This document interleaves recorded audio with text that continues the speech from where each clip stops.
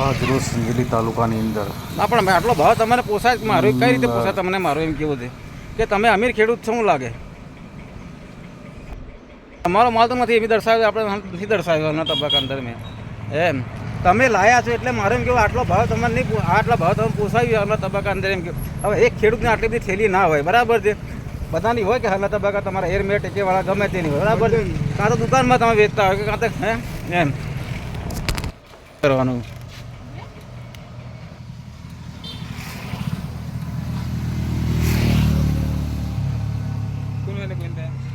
તમારું ગ્રાહકનું જ છે કે એટલે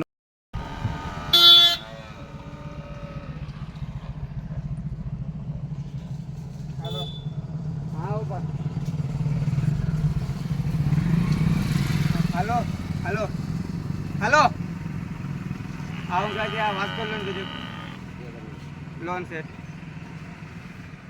અને અમારે તો છે ને હું ધંધાવાળો છું જ નથી ભાઈ અમારે તો ભાડાથી મતલબ